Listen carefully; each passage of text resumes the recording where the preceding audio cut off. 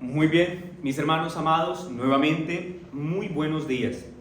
Hermanos, vayamos en nuestras Biblias a nuestro texto que estaremos considerando el día de hoy, que es Romanos capítulo 12, versículo 3 al 8. Repito, Romanos capítulo 12, versículos 3 hasta el versículo 8. El título que encabeza este sermón es La vida del servicio cristiano en la iglesia.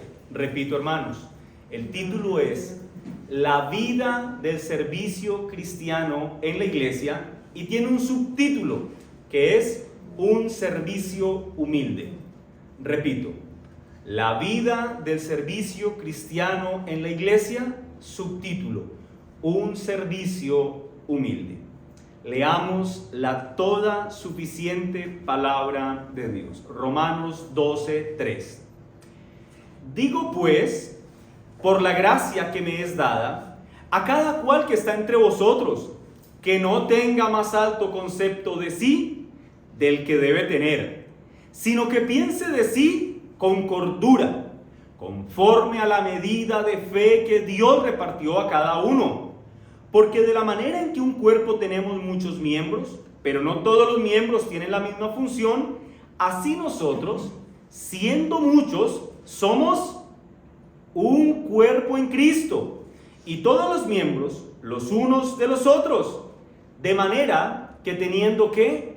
Diferentes dones, según la gracia que nos es dada, si el de profecía, use conforme a la medida de fe, o si el de servicio, en servir, o el que enseña en la enseñanza, el que exhorta en la exhortación, el que reparte con liberalidad, o también puede leerse con generosidad, el que preside con solicitud, el que hace misericordia con alegría. Amén.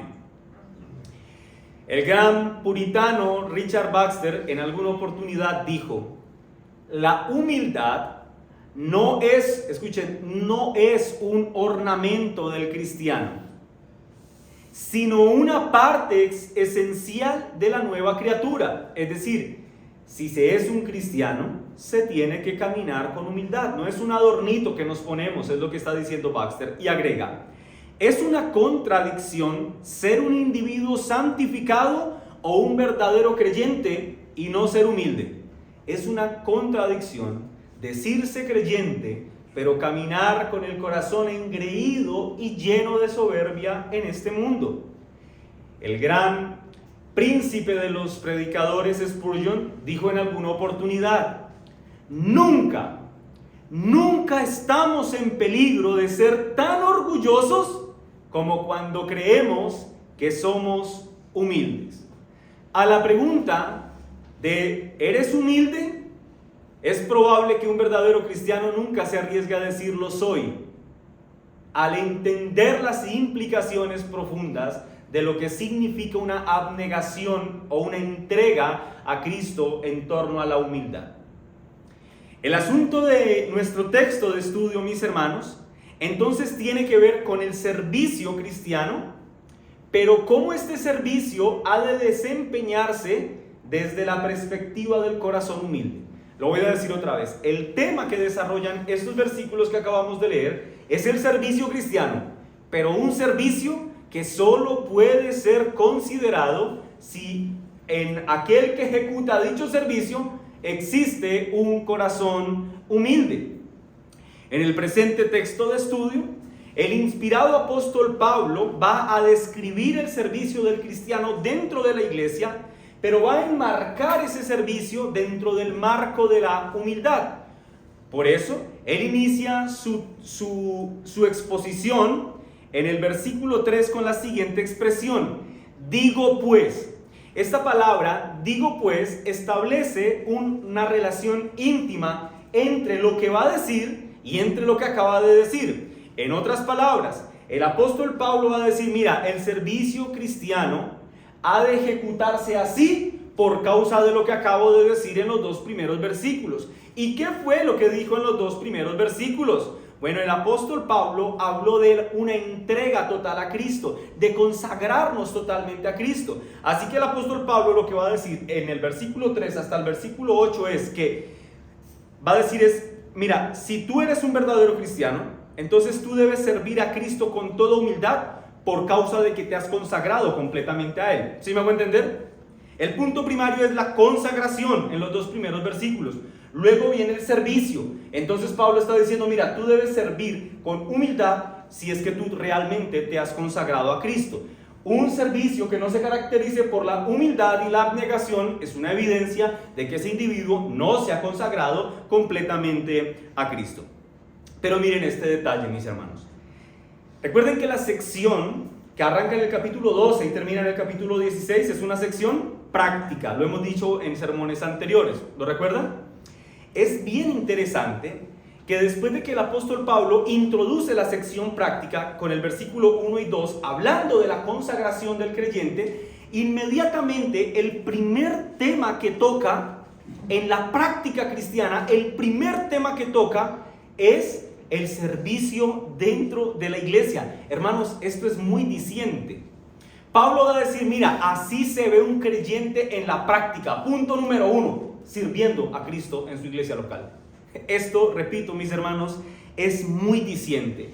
En otras palabras, el apóstol Pablo expresa que el que se ha consagrado a Cristo, se ha consagrado a Él porque le ama, pero eso hace que naturalmente Él ame a su esposa y entonces se entregue en santa abnegación para servir a la esposa por la cual Cristo murió, es decir, a su iglesia. En este texto, versículo 3 al versículo 8, en términos generales podemos decir que el apóstol Pablo va a exponer dos grandes principios que ahorita vamos a profundizar en ellos a través de 3 puntos. Pero los dos principios que está enseñando el apóstol Pablo en este texto es, primero, un principio de gracia. Un principio en el que el apóstol Pablo le recuerda al creyente que lo que tiene no lo tiene porque lo produzca, sino porque Dios se lo ha dado, se lo ha regalado. Ese es el primer principio, un principio de gracia. Lo que tienes para dar en beneficio a tus hermanos no es tuyo, yo te lo di. Eso es lo que está diciendo en este principio. Pero también el apóstol Pablo enseña un principio del servicio abnegado al cuerpo de Cristo. En otras palabras, este texto instruye al creyente para recordar que no es un individuo independiente, sino que hace parte de un cuerpo. Y escuchen, no es precisamente la parte vital de ese cuerpo, es decir, no es la cabeza, es simplemente un miembro. Ahora, digo simplemente no como si fuera algo menor. Ser parte del cuerpo de Cristo es la gloria del creyente. Pero digo, no es la parte primaria de este cuerpo. Él es un miembro. Y si Él es un miembro del cuerpo, cuyo cuerpo está gobernado por una cabeza, esencialmente lo que Pablo está enseñando es que el creyente no debería tener problemas con el orgullo. No debería ser jactancioso o orgulloso. ¿Por qué? Porque él no es la parte motora de este cuerpo. Él es un miembro del cuerpo. Ahora bien, para explicar estos dos grandes principios de gracia y el principio de corporalidad, si vale la palabra, el apóstol Pablo va a tocar por lo menos 3 puntos para demostrarlos y para responder a la siguiente pregunta. ¿Quieres servir a Cristo con humildad? Bueno, entonces considera estos 3 puntos. 1. Si tú quieres servir a Cristo abnegada, humildemente, entonces, en primer lugar, debes pensar de ti mismo con razón o con cordura. Ese es el primer punto. Piensa razonablemente de ti mismo. No pienses de ti como un loco. Piensa razonablemente de ti mismo. En segundo lugar, el apóstol Pablo enseña que si una persona quiere servir a Cristo con humildad, entonces debe saberse parte del cuerpo y servirlo con diligencia. Debe saberse que hace parte de un cuerpo, que él no está independiente. Y cuando se sabe parte del cuerpo, entonces lo sirve diligentemente. En tercer lugar, el creyente que quiere servir humildemente a Cristo debe servir al cuerpo de acuerdo a las gracias o a los dones que Dios le ha dado. Es decir, debe servir de acuerdo a lo que puede hacer. No debe ponerse a improvisar o inventar. Dios le dio algo y con eso haga lo que puede hacer porque fue lo que el Señor le dio. Listo. Vayamos entonces al análisis de estos 3 puntos. Número 1, piensa de ti razonablemente y piensa con cordura. Versículo 3, dice así la palabra del Señor. Digo pues por la gracia que me es dada a cada cual que está entre vosotros, que no tenga más alto concepto de sí del que debe tener, sino que piense de sí como con cordura, conforme a la medida de fe que Dios repartió a cada uno. Noten esto, mis hermanos. El apóstol Pablo inicia haciendo esta exhortación hacia la cordura, apelando a un punto, y es la gracia que a él le ha sido dada. Pablo dice, digo pues, por la gracia que me ha sido dada, les pido que actúen o que piensen de ustedes mismos con cordura. En otras palabras, el apóstol Pablo, para decirle a la iglesia que debe pensar razonablemente, está apelando a su autoridad apostólica y apela al hecho de que él es un apóstol para instruir a la totalidad de la iglesia, a cada miembro de la iglesia, que debe pensar de sí mismo con cordura. ¿Por qué digo que esta exhortación es para cada miembro de la iglesia? Por lo que dice a continuación, a cada cual que está entre vosotros. Repito, versículo 3, digo pues, por la gracia que me es dada, es decir, les digo como un apóstol, a cada uno de ustedes que no tenga más alto concepto de sí mismo del que debe tener. En otras palabras, mis hermanos, en este texto, el apóstol Pablo le está hablando a la totalidad del cuerpo. El apóstol Pablo le está hablando a la generalidad de la iglesia de Cristo. De hecho, lo veremos más adelante, Pablo manifiesta que cada miembro del cuerpo cumple una función específica dentro del cuerpo. En otras palabras, todo miembro de la iglesia de Cristo tiene una función. A cada uno se le ha dado un don o muchos dones, pero no hay ningún creyente al que no se le haya dado una dotación para el servicio al cuerpo de Cristo. ¿Y qué es lo que Pablo les dice? Bueno, piensen de forma equilibrada. Piensen reconociendo que ustedes hacen parte de un cuerpo, identifiquen su lugar dentro del cuerpo para que así identifiquen su función y entonces tengan un alto sentido de responsabilidad en relación a la función que cumplen y al servicio humilde que deben presentar a Cristo. Ahora, ¿por qué digo que Pablo le está hablando? ¿Qué es lo que Pablo le está pidiendo a la iglesia que haga? Que no tengan un concepto de sí misma más alto del que debe tener. Note, la iglesia sí debe tener un concepto, pero no más alto del que debe tener. ¿Quién define el concepto de lo que es la iglesia? Dios mismo. Entonces, pensar razonablemente de sí mismo es entenderme como soy a la luz de lo que Dios ha dicho que soy. Y luego dice Pablo, no piensen de esta forma, sino que piensen con cordura. En otras palabras, Pablo dice, iglesia, piensa de ti misma correctamente, para que entonces puedas servir y relacionarte con los demás de una forma humilde. Y agrega, que piense cada uno de sí mismo con cordura, conforme a la medida de fe que Dios repartió a cada uno. Y aquí lo que hace el apóstol Pablo es exaltar la forma soberana en la que Dios da gracias y dones a cada persona dentro de la iglesia. No todos dentro de la iglesia tienen las mismas capacidades. Hay personas que son muy buenas en la escritura, hay personas que son muy buenas enseñando a otras personas, hay personas que se les da la facilidad de servir en las labores operativas dentro de la iglesia. Esas son sus dotaciones, esas son sus gracias. ¿Quién determina qué dar a cada quien? Dios, conforme a la medida de fe que Dios repartió a cada uno. Entonces, si nuestros dones son muchos, debemos entender que somos super creyentes, ¿no? Debemos entender que ellos provienen de la mano soberana de Dios para nosotros. Así que el punto, mis hermanos, al que quiero llegar es este.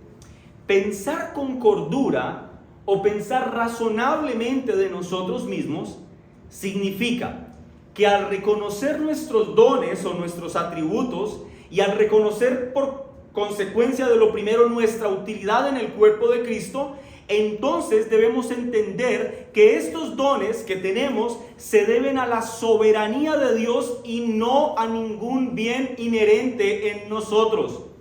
Teniendo en cuenta esto, entonces, que mis dones provienen de Dios, tener un alto concepto de sí mismo resultaría, mis hermanos, una completa locura. ¿Lo entienden? Si yo sé que lo que tengo proviene de Dios y que me ha sido dado para beneficio de otros y que no me fue dado por ninguna causa inherente que hubiese en mí, si yo entiendo eso, entonces tener un alto concepto de mí mismo resulta una completa locura. Es inadmisible porque yo sé que lo que tengo Dios me lo ha dado. Así que no tengo por qué exaltarme porque lo que tengo, lo que soy, es porque el Señor así lo ha permitido. Piensen en este ejemplo, hermanos. Piensen en un hermano que es muy avanzado en sus estudios teológicos, que es un comelibro empedernido, que se le facilita entender temas de gramática, entiende muy bien el griego, el hebreo, el arameo, sabe muchos datos históricos, bueno, es un gran teólogo. La razón por la que ese hermano sabe tanto de teología no es porque él sea un estudiante dedicado necesariamente. Humanamente hablando, podemos así leerlo, pero la razón primaria por la que él profundiza tanto es porque al Señor le ha placido darle una luz más brillante a ese individuo en este sentido del estudio. La relación de este individuo entonces, la reacción de este individuo al entender esto, que Dios le dio una luz más brillante en este sentido, pues no debe ser la reacción de un orgulloso que tenga un alto concepto de sí mismo y diga, oh, qué inteligente soy. No, la reacción de ese individuo ha de ser una reacción de gratitud y humildad para con el Señor, pues es Dios quien le ha permitido profundizar en asuntos muy preciosos de su bendita palabra. Así que, en vez de imaginar, mis hermanos, que somos superdotados y con capacidades especiales, como se suele vender hoy en día la idea, de saca el campeón que llevas por dentro, de tú eres un vencedor, de tú vas a vencer a tus gigantes, en vez de pensar de esa forma, el apóstol Pablo, inspirado por el Espíritu Santo, nos invita a considerar nuestra pequeñez delante de la grandeza del Señor. La expresión que Pablo utiliza aquí, cordura, hace referencia a tener el juicio cabal o a estar cuerdo. En otras palabras, hermanos, quien no piensa humildemente respecto a sí mismo, ha demostrado un altísimo nivel de locura. Quien no piensa de sí como una persona, como un servidor, y quien no actúa como tal, bueno, puede decirse que tiene un altísimo nivel de locura. Hermanos, escuchen esto. Si hay algo que le aporte a la locura humana y que incline el corazón hacia el alocamiento, no es otra cosa más significativa que el orgullo. El orgullo es el causal del entenebrecimiento de la mente y el corazón de los hombres. Es decir, es más, podría decirse que el orgullo es el pecado número 1 en el planeta Tierra, en el sentido de su frecuencia. Es el pecado en el que más fácil tropiezan hombres y mujeres.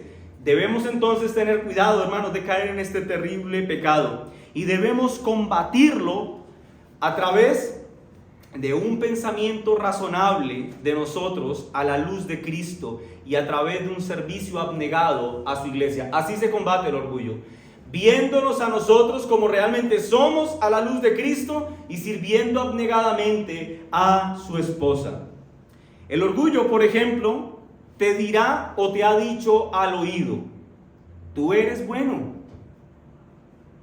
tú eres un buen vecino, tú eres un buen papá, tú no tomas, tú no fumas, tú le eres fiel a tu esposa, tú sostienes económicamente a tu hogar y eres diligente en este sentido. Es más, tú reciclas. De seguro que si te mueres hoy, entonces tú irás al cielo. Hermanos, este es el común denominador. La mayoría de personas piensan así. Si tú murieras hoy, ¿a dónde irías? Comúnmente las personas dicen, pues mira, yo no he matado a nadie, yo no he robado, yo no he secuestrado. Pues seguro que yo me iría para el cielo. Eso es lo que hace el orgullo, nublar el pensamiento o entendimiento de las personas porque no les permite ver su real condición. El orgullo, mis hermanos, impide que el hombre natural, es decir, aquel que no ha nacido de nuevo en Cristo, le impide entender que pertenece a una raza caída. El orgullo le impide al hombre natural entender que por descendencia ordinaria, es decir, que por reproducción natural, nosotros nacemos ligados a nuestra cabeza representativa que es Adán en el huerto del Edén, y por causa de esa representatividad entonces nacemos en pecado y en rebelión contra Dios. El orgullo, mis hermanos, le impedirá al hombre ver su realidad.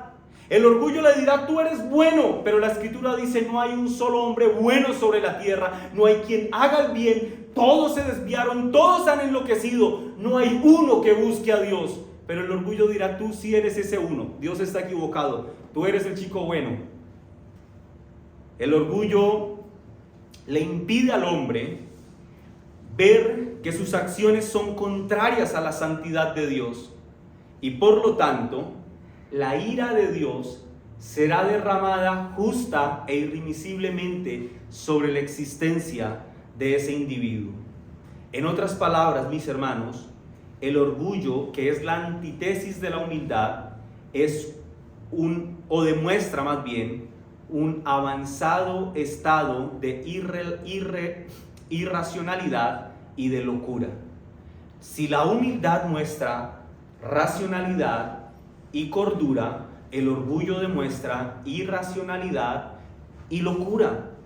Tener, mis hermanos, un alto concepto de nosotros mismos es una cosa demente, es cosa de dementes. Pero lo que el apóstol Pablo, inspirado por Dios, está diciendo, es decir, lo que Dios nos está diciendo, es que pensemos con razón y con cordura de nosotros mismos. Que nos recordemos que somos miembros de una raza caída, y que cuando recordemos esto, entonces manifestemos vergüenza y arrepentimiento delante de Dios por nuestro pecado.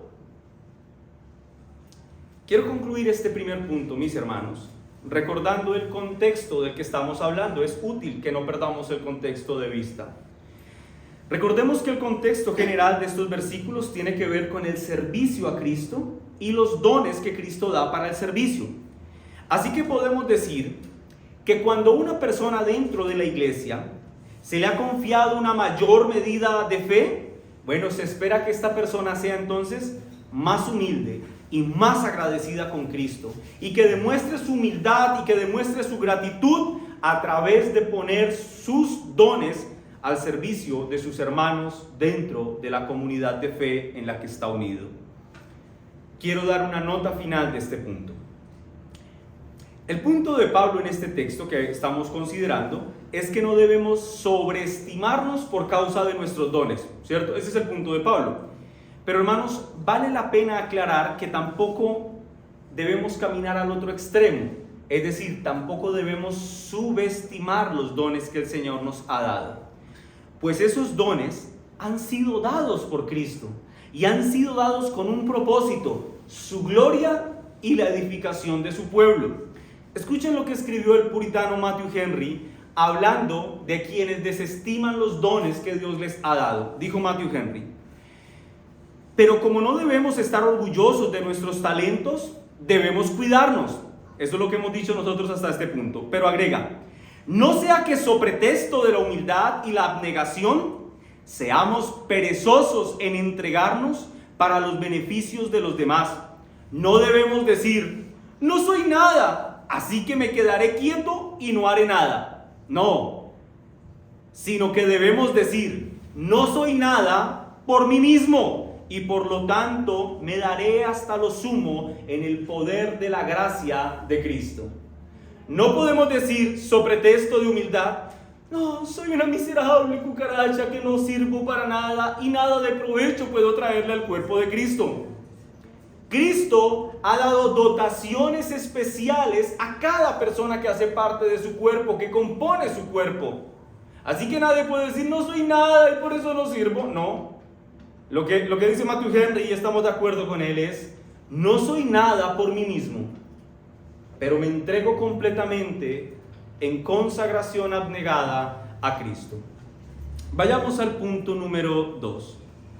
En el primer punto, entonces, tenemos, mis hermanos, que debemos pensar de nosotros mismos de forma razonable. El segundo punto es, debemos sabernos parte de un cuerpo, es decir, debemos reconocer que somos parte de un cuerpo, no el cuerpo y no la cabeza, parte de un cuerpo.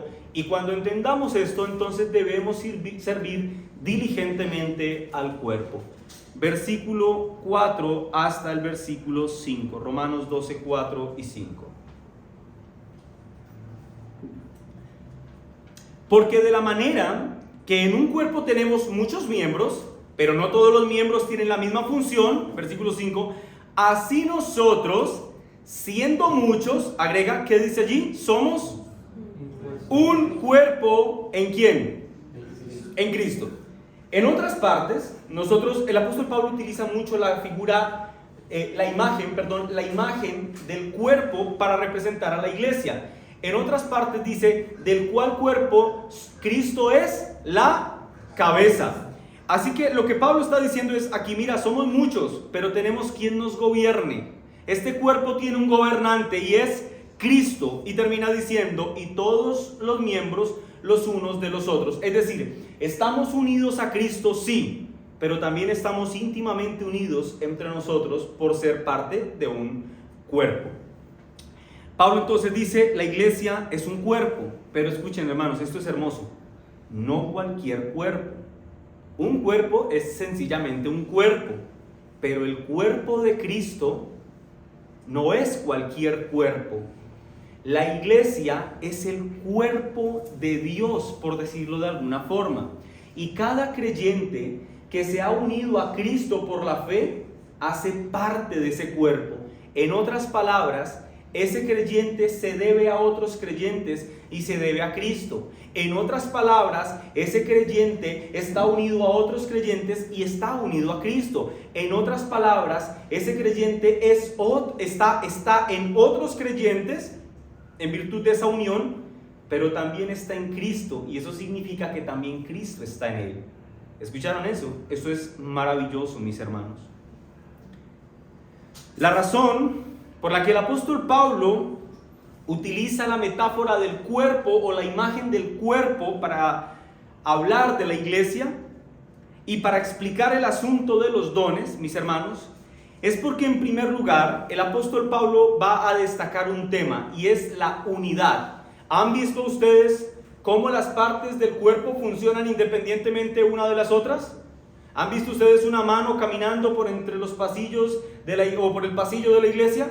Nadie. Las manos deben estar pegadas a un cuerpo para que cumplan una función. Así que Pablo lo que quiere destacar en primer lugar con la imagen del cuerpo y los dones es la unidad de la iglesia, la unidad que debe existir entre los miembros de la iglesia y Cristo mismo. Pero en segundo lugar, el apóstol Pablo utiliza esta imagen para expresar la diversidad que existe dentro de esta unidad. Somos uno, escuchen hermanos, pero somos diversos. Repito, somos uno, pero somos diversos. Cada miembro dentro de la iglesia tiene una dotación de Cristo para su servicio. Aunque seamos uno, Él ha dotado específicamente para su servicio de manera particular a cada miembro para el beneficio de la totalidad del cuerpo. Para mantenernos humildes, mis hermanos, y sin preponderancia en relación a nuestros hermanos, el apóstol Pablo nos recuerda que estamos unidos los unos a los otros en su cuerpo. Pero también, mis hermanos, eso implica que estamos unidos a Cristo, y esto tiene que mantenernos con los pies sobre la tierra. Dentro del cuerpo, cada miembro cumple una función diferente, pero hermanos, escuchen, cada función que desempeña cada parte del cuerpo representa una función vital para el correcto funcionamiento de ese cuerpo. Martin Lloyd Jones escribió: solo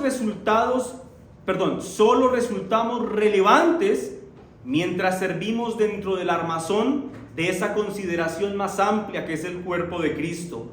Es allí donde nos mantenemos con una actitud altruista y orientada al servicio a los demás. En otras palabras, el creyente encuentra su razón de ser en medio del cuerpo de Cristo. Un miembro individual, mis hermanos, no puede existir o no puede existir con vida durante algún tiempo. Piensen en aquella ilustración de la hoguera y cómo se toma un carbón de la hoguera y se le aparta del fuego. Ese carbón no se va a extinguir de inmediato, pero conforme el tiempo empieza a pasar, cada vez su rojez se hará más tenue hasta que termine completamente negro. Así es con cada miembro que se arranca o se aparta del cuerpo de Cristo. Si es arrancado una parte de nuestros cuerpos, lo que se espera es que esa parte se empiece prontamente a descomponer. En un cuerpo, mis hermanos, los miembros deben actuar en armonía y deben actuar sirviéndose los unos a los otros. Eso significa que ese cuerpo es un cuerpo saludable, si todo cumple con las funciones que deben cumplir. Si no actúa así el cuerpo, se quiere decir que se tiene un cuerpo enfermo. Así pues con la iglesia, mis hermanos. Cuando en la iglesia lo que abunda es el individualismo, tenemos entonces a una iglesia enferma, una iglesia que no avanza, una iglesia que va forzada por pretensiones humanas o por presiones colectivistas. Pero cuando los miembros piensan con cordura de sí mismos y actúan responsablemente según la función que Cristo les ha dado a cumplir dentro de ese cuerpo, entonces tenemos una iglesia saludable. En otras palabras, tenemos una iglesia humilde. El punto de Pablo aquí, mis hermanos, es bien clarito. Si bien Pablo dice que somos diferentes en nuestra diversidad, enseña que debemos trabajar juntos, reconociendo que entre nosotros hay un vínculo estrecho que nos une los unos a los otros y que también nos une a Cristo, porque somos su cuerpo y le pertenecemos a Él, pero también en el cuerpo nos pertenecemos los unos a los otros. El doctor Martyn Lloyd-Jones da una descripción maravillosa de lo que es ese cuerpo llamado iglesia. Dice Martyn Lloyd-Jones: la iglesia es una sociedad sobrenatural y espiritual, porque ha sido producida por Dios.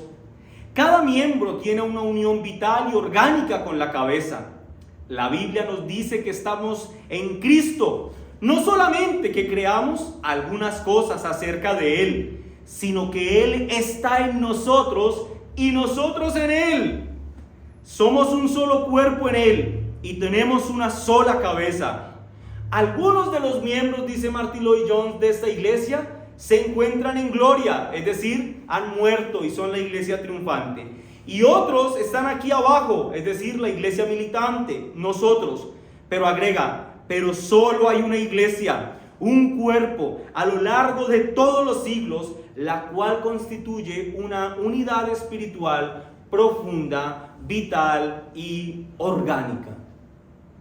En tercer lugar, si tú quieres servir humildemente a Cristo, además de pensar de ti mismo con razón, y además de saber que eres parte de un cuerpo y que debes servir diligentemente al cuerpo, bueno, Pablo dice, en tercer lugar, si quieres servir diligentemente a Cristo, debes servir de acuerdo a la gracia y a los dones que te fueron dados. Versículos 6 al 8. De manera que teniendo ¿qué dice ahí el texto? Diferentes dones, según la gracia que nos es dada, si el de profecía use conforme a la medida de fe, o si el de servicio en servir, o el que enseña en la enseñanza, el que exhorta en la exhortación, el que reparte con liberalidad, el que preside con solicitud, el que hace misericordia con alegría.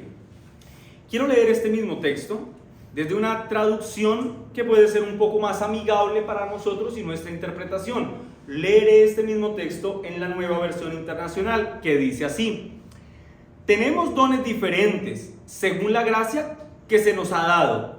Si el don de alguien es el de la profecía, pues que lo use en proporción con su fe. Si es el de prestar algún servicio, pues que lo preste. Si es el de enseñar, pues que enseñe. Si es el de animar a otros, pues que los anime. Si es el de socorrer a los necesitados, que lo haga con generosidad. Si es el de dirigir, que dirija con esmero. Si es el de mostrar compasión, que lo haga con alegría. Si ustedes son unos lectores cuidadosos del Nuevo Testamento, y en particular de las epístolas del apóstol Pablo, ustedes habrán notado que al apóstol Pablo le encanta hacer listas. Generalmente hace muchas listas cuando quiere expresar algo. Esta lista que acabamos de leer, profecía, generosidad, servicio, enseñanza, esta lista no constituye una lista exhaustiva de los dones que Cristo ha dado a su iglesia. Solamente Pablo está mencionando algunos de ellos, pero esa mención no general, sino particular de dones que hace, tiene un propósito. El énfasis de Pablo no recae tanto en explicar qué significa cada uno de estos dones, sino que en el caso, no. El énfasis de Pablo recae en esto, en que cualquiera que sea nuestro don, el de esa lista o cualquier otro que esté por fuera de la lista, debe ser usado. Ese es el punto de Pablo. Cualquiera que sea tu don, ese don debe ser usado. Ese es el punto. Es como si el Señor, a través del apóstol, nos dijera: Dios te ha dado un don, y entonces con ese don tienes que servir al cuerpo dentro del alcance del don que te fue dado. Sirve conforme a la medida del don que te fue dado. Dentro del cuerpo, mis hermanos, dentro del cuerpo de Cristo hay muchas necesidades. Y cuando la iglesia está pequeña, las necesidades, aunque visibles, son fácilmente suplidas. Pero en la medida en que la iglesia va creciendo de a poquitos, las necesidades se van acrecentando.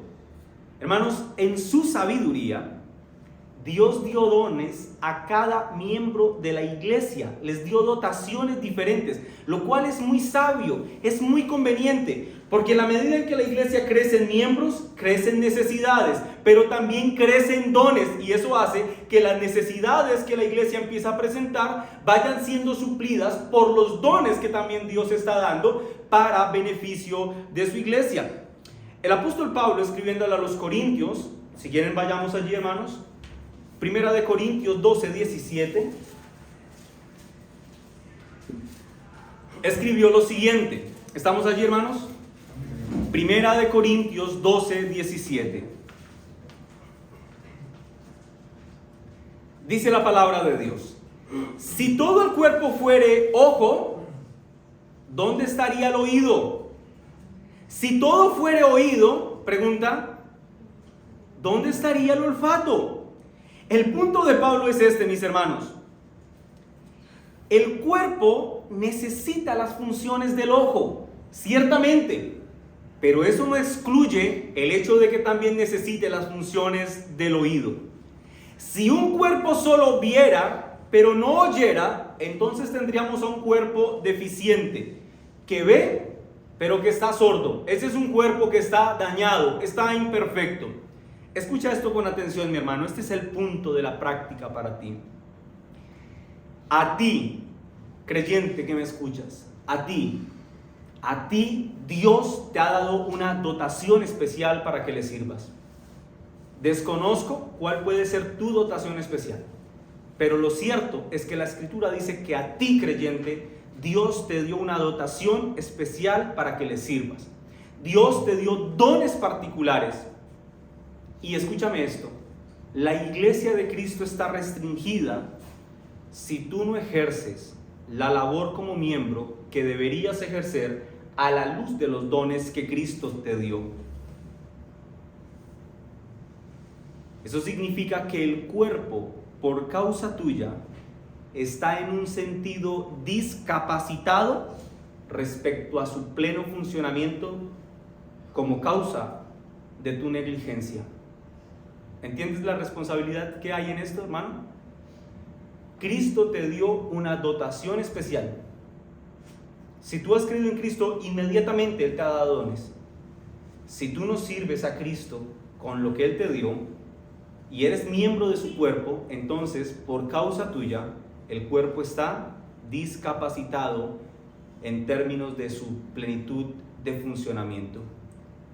Así que lo que tenemos aquí, mis hermanos, es una clara exhortación a la responsabilidad que tenemos de servir a Cristo y a su iglesia de acuerdo a las dotaciones que Él nos ha dado. Tú, creyente, tú, hermano amado, debes pensar razonablemente de ti mismo. Eso significa que debes reconocer que eres parte de un cuerpo y que, reconociendo que eres parte de un cuerpo, debes identificar qué parte ocupas en este cuerpo para entonces identificar cuál es tu función dentro de este cuerpo y entonces servir con diligencia y traer gloria a aquel que es la cabeza del cuerpo y beneficio a los otros miembros con los que compartes esta unidad orgánica. El creyente, pregunto, ¿debe servir a Cristo desde la posición que se le ha otorgado en el cuerpo? Ciertamente. La respuesta es con mayúsculas. Sí, claro que sí. ¿Tú, creyente, debes servir a Cristo desde la posición que se te ha dado en el cuerpo de Cristo? Desde luego. Ahora, eso ya lo podemos responder. ¿Y cómo debo hacerlo? ¿Cómo debo servir a Cristo desde la posición que Cristo me ha dado en su cuerpo? Bueno, debes hacerlo pensando razonablemente de ti mismo, es decir, debes servir siempre con un corazón humilde. Ese es el punto. Hermanos, esto no es un proselitismo para que usted al final se acerque y diga, pastor, dígame qué hay que hacer en la iglesia. No, esta es una disposición, o más bien lo que pretendo en este sermón, si es la voluntad del Señor, es que ustedes dispongan su corazón para ir delante de Él y se identifiquen como creyentes y luego como miembros del cuerpo de Cristo y empiecen a servir dentro del cuerpo de Cristo en primera instancia con sus súplicas, con sus oraciones y después conforme el Señor se los vaya permitiendo según la medida del don que Él les haya dado. Para ir finalizando, hermanos, quiero que consideren dos puntos prácticos que los ayudarán y me ayudarán desde luego a mantenernos libres del orgullo y a caminar con humildad delante de Cristo. En primer lugar, creyente, recuerda que tienes solo lo que has recibido. Repito, esto te mantiene libre del orgullo. Recuerda que tú tienes lo que has recibido. Tus capacidades, tus talentos, tus destrezas, tus dotaciones especiales, todas ellas provienen de una única fuente, que no eres tú, que no son tus profesores en el colegio o en la universidad, que no son tus padres, que no son tus pastores. Tu fuente es Cristo y Él te las ha dado con un propósito, que le honres en un servicio abnegado a Él y a su cuerpo. Nunca olvides esto, hermano. Recuerda que tú tienes solo lo que has recibido. Y en segundo lugar, recuerda, mis hermanos, si este es el caso de alguna persona aquí, que tenga un conocimiento avanzado en teología, bueno, recuerda que un conocimiento avanzado en teología no te hace un miembro más importante del cuerpo, no te hace más miembro que otro miembro. Calvino, para referirse a los hermanos que apenas estaban empezando a profundizar en el conocimiento teológico, se refería como los hermanos más simples en torno a su conocimiento. Que tú sepas mucho de teología no te hace más miembro que el hermano más simple. Agustín de Hipona, ¿saben ustedes quién es Agustín de Hipona, verdad? El gran teólogo de los primeros siglos. Para juicio de muchos de nosotros, quizás el teólogo más grande que haya existido después del apóstol Pablo, dijo en una oportunidad: los ignorantes se levantan y toman el cielo con violencia, y nosotros los eruditos caemos en el infierno. No importa cuánto sepas, si no lo vas a poner al servicio a Cristo, entonces es mejor que no supieras nada. El puritano Thomas Brooks dijo en alguna oportunidad: es triste ver cómo los rabinos de nuestros tiempos idolatran su propia capacidad, mirando con soberbia y desdén y desprecio a aquellos que no la tienen ni adoran al ídolo que ellos mismos se han levantado en sus corazones. Piensa en Pablo, el gran maestro de los gentiles, que trascendió con creces toda capacidad de nuestros maestros y rabinos actuales, pero con qué humildad y ternura y dulzura trataba a los más débiles y los más humildes. Y cita 1 Corintios 9:22: me he hecho débil a los débiles para ganar a los débiles, y a todos me he hecho de todo para que todos, de todos modos, se salven. Y citando 1 Corintios 8:13 dice: por lo cual, si la comida le es a mi hermano ocasión de caer, no comeré carne jamás, para que no ponga tropiezo a mi hermano. Quiero finalizar este sermón, que es práctico en sí mismo, dando entonces una reflexión final. En el año de 1884, la tranquila noche de sueño del rey Humberto de Italia fue interrumpida por un mensajero. A medianoche un mensajero le llama a la puerta y le informa sobre una situación terrible. Había estallado una epidemia de cólera terrible en Nápoles.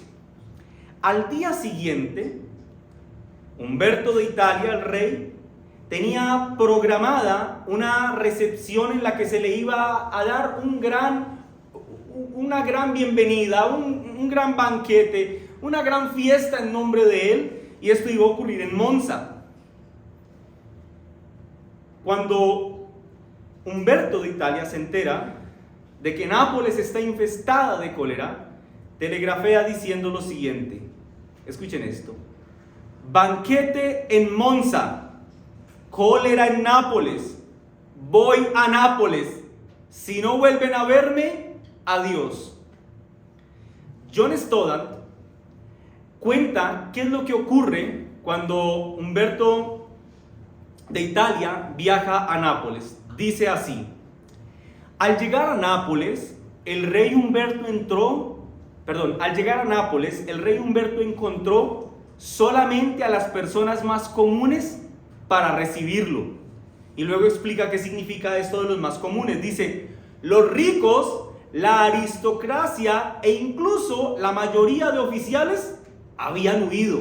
Es decir, estaban las personas de condición económica más precaria esperando al rey. Sin embargo, dice Stoddard, al rey eso no le importaba. Eran las personas a quienes él había ido a salvar lo que le importaba. Durante semanas, el rey trabajó incesantemente para refrenar la plaga y aliviar a los que sufrían. Entró a los hospitales, sostuvo las manos de los enfermos y los moribundos entre las suyas propias. Mediante su ejemplo, el rey hizo avergonzar a otros, de modo que pusieran manos a la obra. Después de que estaba en Nápoles durante una semana, uno de sus primeros ministros le dijo: Majestad, ayer hubo 3.400 casos. Esto comienza realmente a ser alarmante. ¿No deberías regresar a Roma?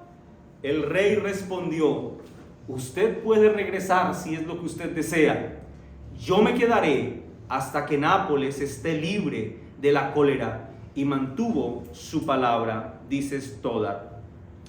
Aquí tenemos, hermanos, la historia de un rey terrenal que en un sentido desciende de su preeminencia para ayudar a su pueblo. El ejemplo de Humberto de Italia, dice Stoddard, inspiró a muchos hombres a que se dieran también al servicio de los que estaban en necesidad. Y yo digo, hermanos, si esto logra el ejemplo de un rey terrenal, ahora imagínense cómo se ha de maximizar esta realidad al considerar el ejemplo supremo del Rey de Reyes y Señor de Señores, aquel rey que bajó de su trono de gloria y se humilló en condición de hombre para rescatar a su pueblo. Creyente, Considera el ejemplo de Cristo como un fuerte estímulo para servirle con fidelidad a Él y a su iglesia. Jesús, mis hermanos, es Dios. Y las Escrituras dicen que Él no consideró el ser igual a Dios como cosa a que aferrarse, sino que voluntariamente se rebajó y tomó la naturaleza de siervo, haciéndose semejante a los hombres. Y al manifestarse como hombre se estaba humillando a sí mismo. Y no solo eso, sino que se hizo obediente hasta la muerte. Y no cualquier muerte, muerte de cruz. Y por eso la Escritura dice que Dios le exaltó hasta lo sumo. ¿Quieres tener una buena razón para servir a Cristo y a su iglesia? Pues mira con diligencia a aquel que murió en la cruz por tus y por mis pecados. Pero también quieres una buena motivación para caminar con humildad en medio de este mundo caído. Pues observa igualmente a aquel que murió en una cruz por tus y por mis pecados, y considera cuán humilde es Cristo, que siendo el Rey de Reyes y Señor de Señores, se entregó a morir por nuestros pecados. Pastor, pero es que mis problemas son muy grandes. Es que la aflicción con la que tengo que cargar es muy grande. Estoy seguro que no se compara con la aflicción de Cristo muriendo por los pecados de toda su iglesia. Considera a Cristo, su sacrificio y el ejemplo que nos da en Él para caminar con fidelidad delante del Señor. Que el Señor bendiga su bendita palabra. Amén. Vamos a orar, hermanos. Padre celestial, te damos toda la gloria y toda la honra, Rey eterno, a ti, Señor, por concedernos participar